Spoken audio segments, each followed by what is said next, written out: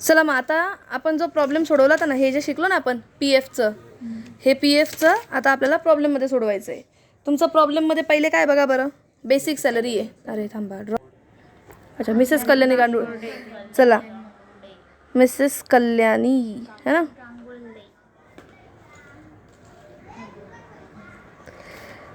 इथे काय लिहिणार तुम्ही पुन्हा, कम्प्युटेशन ऑफ टॅक्सेबल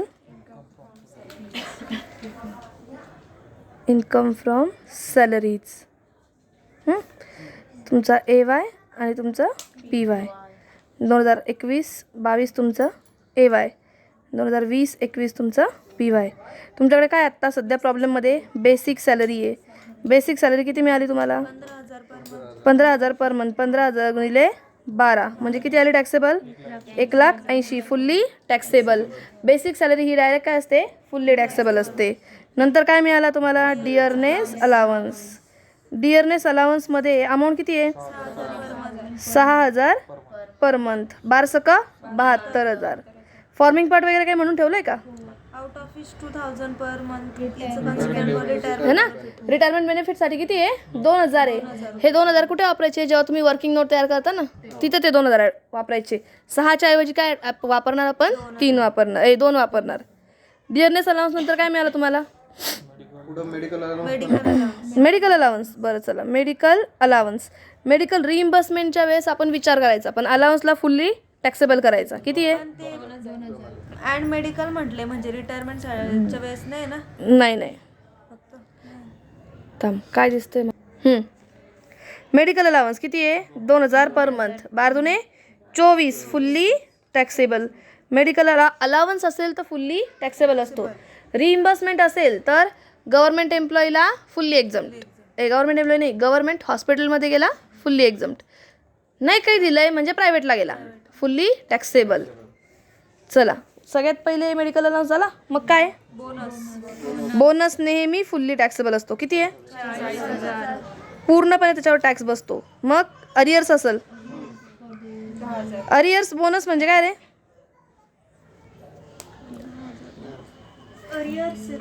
अरियर्स म्हणजे काय, मागच्या वर्षीचा बोनस त्यांनी दिलाच नव्हता, मग तो आपल्याला यावर्षी मिळाला टॅक्सेबल झाला. Arrears bonus fully taxable. मग काय मिळालं, ॲडव्हान्स सॅलरी. म्हणजे बघा आपलं वर्ष संपलं होतं ना 21 मार्चपर्यंत, मार्च 21 पर्यंत, पण त्यांनी एप्रिलची ॲडव्हान्स सॅलरी घेतलेली आहे. मग ती काय होणार, फुल्ली टॅक्सेबल. फक्त एप्रिलसाठी आहे ना, एप्रिल 2021 साठीची आहे, म्हणजे ते 15,000 फुल्ली टॅक्सेबल. जेव्हा मिळतील तेव्हा टॅक्सेबल. पुढे interest on RPF, interest on RPF at 13%. Amount पण दिली आहे का, 39,000. चला इकडे लक्ष द्या, इकडे लक्ष द्या. तुम्हाला त्यांनी इंटरेस्टची ॲडजस्टमेंट दिलेली आहे ना.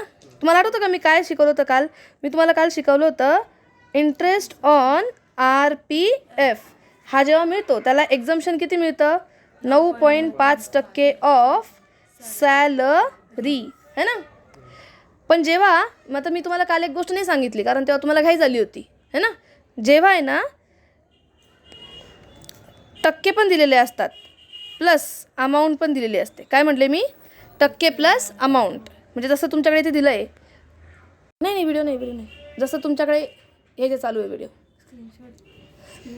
Age screen recording, percentage plus amount दिलेलं आहे ना. जसं इथे किती दिलेलं आहे, 13% आणि अमाऊंट किती दिली का, 39,000. म्हणजे त्यांनी तुमच्या त्या सॅलरीच्या ऑलरेडी 39 एवढा इंटरेस्ट मिळालेला आहे तुम्हाला. पी एफच्या अमाऊंटवर 39,000 इंटरेस्ट मिळाला आहे. किती टक्के होता तो, 13% मिळाला आहे. तुम्हाला एक्झम्पशन कितीपर्यंत आहे, 9.5%पर्यंत. हे बघा हे 39,000 आहे, हवे त्याला गुणिले 9.5, नको त्याला भागिले म्हणजे 13. हा कोण आहे, हवे त्याला गुणिले नको त्याला भागिले. किती येईल रे, कॅल्क्युलेशन करा.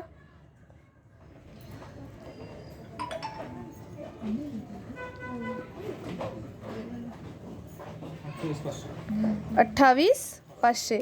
म्हणजे 9.5% किती आहे? 28,500. इकडं बघ, हे 39,000 आहेत ना, हे एका अमाऊंटच्या 13% आहेत है ना.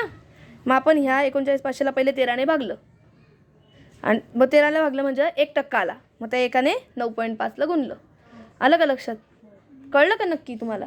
सगळ्यांना कळलं नक्की? बरं, तुम्ही हो म्हटले म्हणून विश्वास ठेवला. लेस तुला नाही कळलं? एक्झाम हे बघ, तुम्हाला किती म्हटले मी? 9.5% ऑफ सॅलरी एक्झम्प्ट करायचे है ना.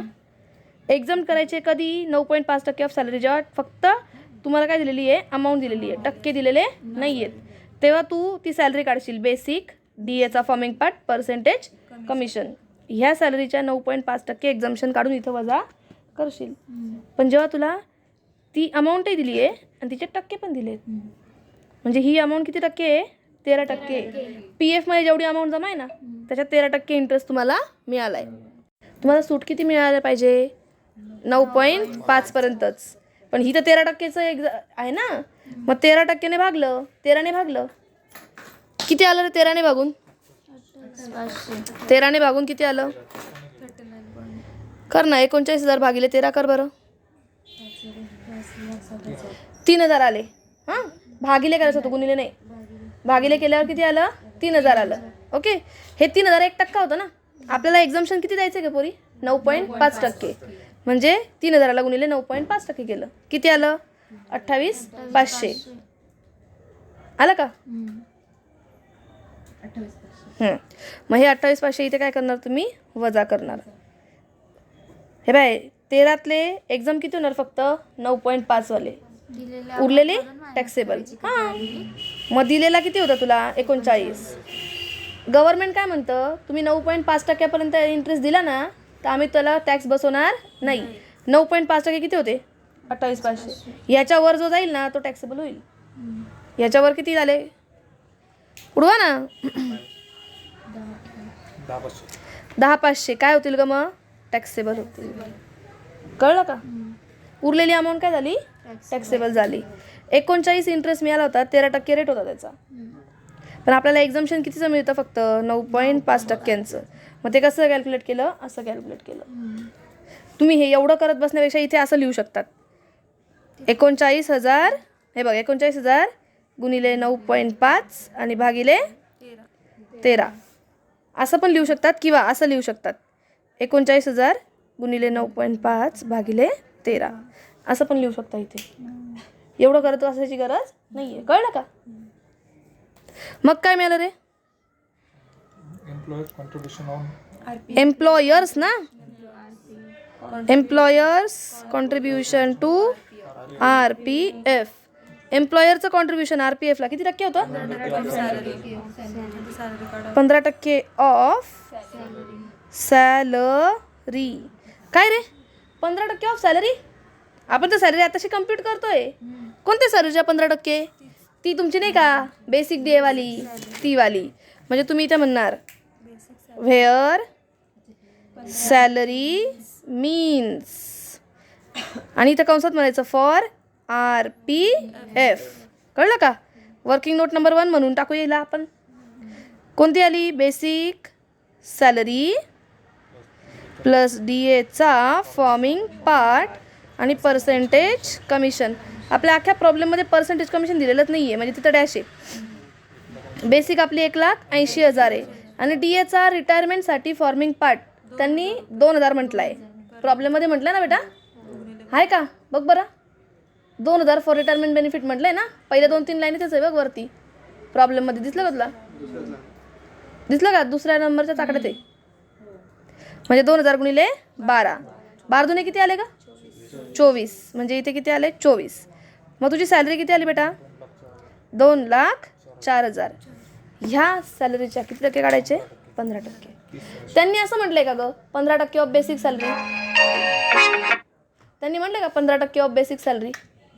मग 15% ऑफ बेसिक प्लस DA असं काही म्हटलंय का? काहीच नाही, नुसतं सॅलरी म्हटलंय ना. मग ती सॅलरी कोणती असते? ही असते. कळलं का? वर्किंग नोटवाली. मग चला आपण काढू. 15% ऑफ किती होते ग? 2,04,000. काढ का? किती आले? 30,000 600. तर तुम्हाला सांग, आपण काल एक्झम्पशन कॅल्क्युलेट केलं ना. एक्झाम किती असतात का आपल्याला? 12% ऑफ सॅलरी होतं ना. ही बाई एम्प्लॉयरचं कॉन्ट्रीब्युशन, एम्प्लॉयरने केलं 12% एक्झम्पशन, इंटरेस्ट मिळाला 9.5% एक्झम्पशन, ATCमध्ये पूर्ण वजा, एम्प्लॉईने भरलेले पैसे. तुम्हाला दाखवते ना पुढे मी. हे कळलं तुम्हाला 12% कुठून आले? RPFचे किती? 12%. सॅलरी कोणती का आपली?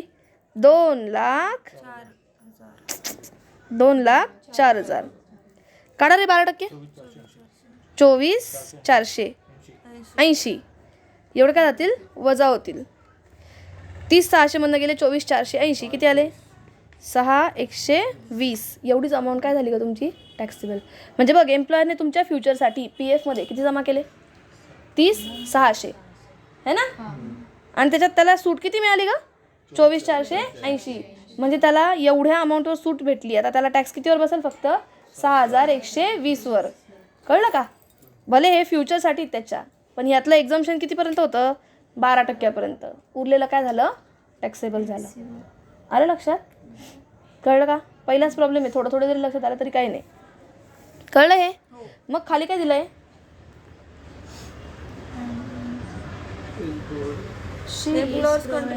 सातवी आहे ना, ती ॲडजस्टमेंट इग्नोर करा. 7वी ॲडजस्टमेंट कोणीही बघायची नाही. ती तुमची सगळ्यात शेवटची ॲडजस्टमेंट आहे. आठवं बघा. Facility of sweeper, watchman and servant who are paid by the employer. 1500. कंपनीने काय काय दिलं त्याला? वॉचमन दिला, स्वीपर दिला आणि सर्वंट दिला. चला हे बघा, इकडे बघा. Expenses paid by employer. हे तुमचा खर्च त्यांनी केला. तुम्हाला काय होणार? टॅक्सेबल. आता मला सांगा मग अमाऊंट. सगळ्यात पहिले कोण होता तो? स्वीपर, झाडू मारणारा. स्वीपर सॅलरी 1500 गुणिले 12 म्हणजे 18,000. पुढे काय होता? वॉचमन. 1800 गुणिले 12. वॉचमन सॅलरी 1800 गुणिले 12 म्हणजे 21,600. आणि मग SERVENT सर्वंट्स सॅलरी किती आली ती? 17,400 ना. 17,000. 1700 गुणिले 12 20,400. मारा बरं टोटल. 60,000 फुल्ली टॅक्सेबल आले. कारण ते खर्च कोणी केले होते? एम्प्लॉयरने केले होते. पुढे काय मिळालं बघा बरं. Hospital bill reimbursed by employer 32,000. पण मेरे को बताओ, दिला का तिथे गव्हर्नमेंट हॉस्पिटलमध्ये ट्रीटमेंट केली? बघा, रिइम्बर्समेंट मिळेल ना, तर ट्रीटमेंट जर का प्रायव्हेट हॉस्पिटलमध्ये आहे फुल्ली टॅक्सेबल, आणि तुम्ही जर का गव्हर्नमेंट हॉस्पिटलमध्ये केली फुल्ली एक्झाम्प्ट. कळलं का? फॉरेनला गेले सर्दी बरी करायला तर तेव्हाच मी नंतर सांगेल. हे कळलं? चला मग नाव काय? अरे, hospital bill reimbursed by employer है ना. किती? हो, लिहावं लागतं. मी शॉर्टकट मारलं आहे ना खूप. किती आहे? 32,000 फुल्ली टॅक्सेबल. आता ती 10वी ॲडजस्टमेंट 2 मिनटं राहू द्या, तिला आजच शिकायचं आहे आपण. पण आपण आधी पुढची बघून घेऊ. Gas electricity. बघा किती कृपा यायची आपल्यावर. And water supply bill 12,000. हे पण पेड बाय एम्प्लॉयर होतं. अरे, आपल्याला माहीत असतं तर इथंच दिलं असतं आपण. म्हणजे आधीच प्रॉब्लेम बघून घ्यायचा. आलं का लक्षात? Paid by employer 12,000 fully taxable. मग काय मिळालं? Professional tax paid.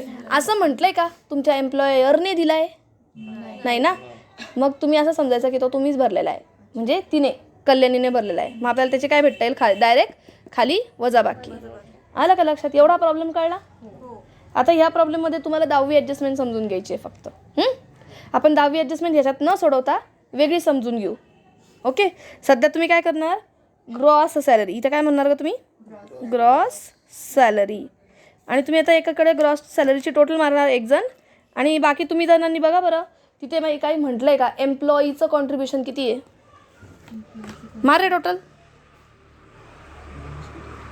तू प्रॉब्लेममध्ये वाच का? एम्प्लॉईचं कॉन्ट्रीब्युशन आहे का नाही काही? कुठे? कुठे आहे ग? नाही ना, नाहीये. अरे एम्प्लॉईचं कॉन्ट्रीब्युशन नाही आहे का? असं नव्हतं पाहिजे, दुःख झालं आता माझं. मला तुम्हाला सांगायचं होतं ना, कारण ते घेऊन टाका ना. आपण एक एक्झाम्पल मध्ये टाकून देऊ. आपल्याला कुठं काय पेपर द्यायचं आहे आता? पण यात सांग रे भाऊ, tally करायला ग्रॉसची लागतं टोटल. ना add करून एखादा आहे. हा ना, करू ना, लगेच ऍड करू ना. किती आले टोटल बघा बरं. म्हणजे हिने काढली ती ग्रॉसरी, ह्याने ग्रॉसरी काढली. किती काढली ती? 4,61,620. यातनं आपण वजा काय काय करणार बघा आता. लेस, डिडक्शन, हां, अंडर सेक्शन 16 त्यातला एक आहे प्रोफेशनल टॅक्स पेड. आणि त्याच्यात इथं लिहायचं आहे नेहमी लिहायचं मॅक्स अलाउड अप टू ₹2500. म्हणजे इथे 2500 पूर्ण वजा होणार आहेत, कारण 2500 त्याच्याने पेड केलेलीच होती. मग आपल्याला एक स्टँडर्ड डिडक्शन मिळतं है ना. स्टँडर्ड डिडक्शन ते तर 50,000चं असतं. या दोघांना बाहेर आणू, 52,500. मग ह्या ग्रॉस सॅलरीतनं हे 52,500 वजा करायचे. किती आले रे? 4,09,120. इकडे बघा आता, इकडे बघा. हिला मी काय म्हणणार ग? Net taxable salary. आता समजा तुमच्या प्रॉब्लेममध्ये अशी लाईन आली असती, ऐका हां. Employee's contribution to RPF is equal to employer's contribution. अशी ॲडजस्टमेंट आली असती तर एम्प्लॉईचं जे कॉन्ट्रीब्युशन आहे ना, ते सेम एम्प्लॉईच्या एवढंच आहे, एम्प्लॉयरच्या एवढं. म्हणजे तुम्ही विचारलं सरांना, सर का आमच्या PFला किती टाकणार आहे? सर म्हटले 30,600. मग त्यांना म्हणायचं, सर मला काही ठरत नाही किती टाकू, माझी पण टाकून द्या 30,600. येते का लक्षात? तुम्ही दोघांनी काय टाकले? इक्वल अमाऊंट टाकली. म्हणजे याचा अर्थ एम्प्लॉयरने जे दिले होते ते काय केले आपण? टॅक्सेबल केले. त्यातनं काय घेतलं? 12% एक्झम्पशन घेतलं है ना. इंटरेस्ट मिळाला. इंटरेस्टवर किती टक्क्याचं एक्झम्पशन घेतलं? 9.5%. आणि तुम्ही ATCला कॉन्ट्रीब्युशन केलं, म्हणजे तुम्ही तुमच्या खिशातनं पैसे घातले की नाही? कशासाठी घातले? फ्युचरच्या कॉन्ट्रीब्युशनसाठी है ना. मग आता सध्या मी तुम्हाला म्हटले का ही कल्याणी बिझनेस करते, कल्याणीने FDमध्ये पैसे जमा केले, तिला KBCमध्ये पैसे मिळाले, काही म्हटलंय मी? मग मी ह्यालाच म्हणू का ग टोटल इन्कम है ना. मग मी ह्यालाच म्हणू का ग पोरी ग्रॉस टोटल इन्कम. आपल्याला काही माहित नाही ना तिचं अजून काही. आपण असं समजूया हिचं एकच इन्कम आहे, काय? सॅलरी इन्कम आहे. मग हेच आपलं झालं GTI, ग्रॉस टोटल इन्कम. यातनं लगेच तू इथे लिहिणार लेस डिडक्शन अंडर सेक्शन 80C. सीचं मी फुल फॉर्म काय ठेवला आहे? Contribution for future. 10वी सांगितले ना तुम्ही? काय? 10वी ते डबल चुकून झालं. 10वी नंतर शिकवायची, 10वी शिकवते मी तुम्हाला. एक्झाम्पल. हे एक्झाम्पल वेगळं आहे. आपल्याला ATCचं आहे बाय. एम्प्लॉयरचं कॉन्ट्रीब्युशन झालं, इंटरेस्ट बी झाला है ना. हे बघ, एम्प्लॉयरचं कॉन्ट्रीब्युशन झालं, इंटरेस्ट झाला. एम्प्लॉईने स्वतः PFमध्ये जमा केले, त्याची ॲडजस्टमेंट राहिली होती ना, ती प्रॉब्लेममध्ये नाही आहे याच्यात. मग ती ॲडजस्टमेंट मी इथं ॲड केली.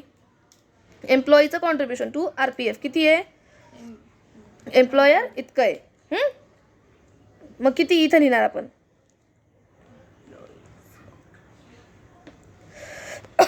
Employees contribution to RPF equivalent ना. इक्विवलंट कोणाच्या? एम्प्लॉयरच्या. एम्प्लॉयरचं किती का बाई? 30,600. एम्प्लॉयर्स कॉन्ट्रीब्युशन टू RPF किती आहे? 30,600. मग इथं पण वजा किती घेशील का बाय? 30,600. मग आता इथे तुझं नेट टॅक्सेबल एम्प्लॉईचे पूर्ण टॅक्स इन्कम, हो त्याला लिमिट असते 1.5 लाखाची. 4,09,120 मधनं गेले 30,600. किती आले?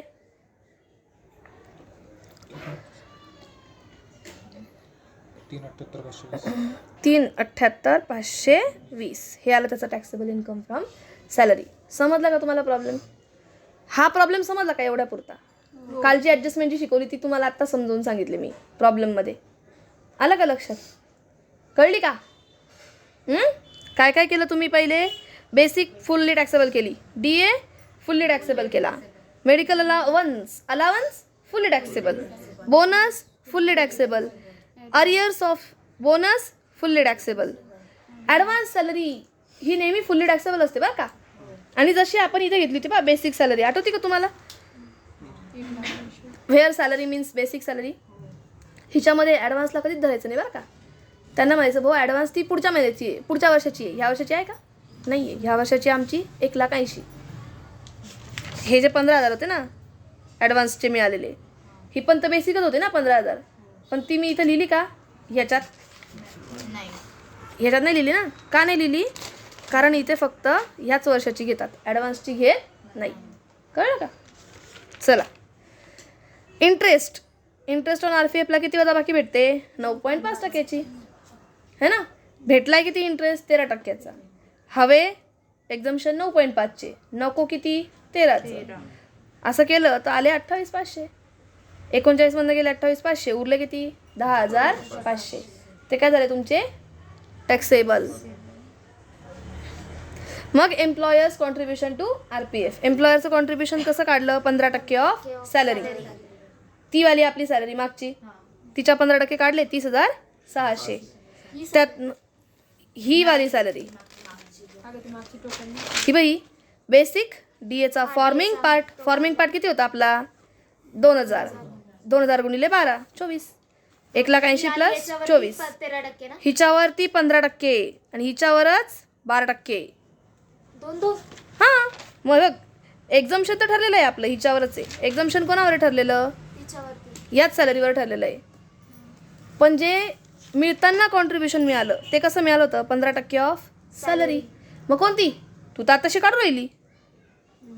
कोणती सॅलरी? ती वाली सॅलरी. आलं का लक्षात? 15% पण तिच्याच आणि 12% पण तिच्याच. समजलं? हे झालं कॅल्क्युलेशन. मग आपण एम्प्लॉयरने जेवढे खर्च केले होते ना ते सगळेच्या सगळे टॅक्सेबल केले. त्याने वॉचमन, स्वीपर, सर्वंट सगळ्यांना केलं काय आपण? टॅक्सेबल. पण तिथे पर मंथ ना दिलंय ना. दिलेलं आहे ना.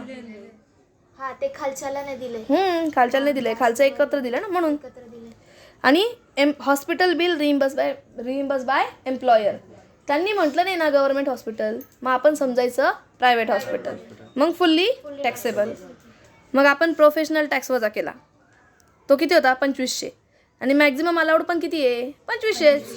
मग 2,500 वजा झाला. आणि स्टँडर्ड डिडक्शन आपलं 50 असतं फिक्स.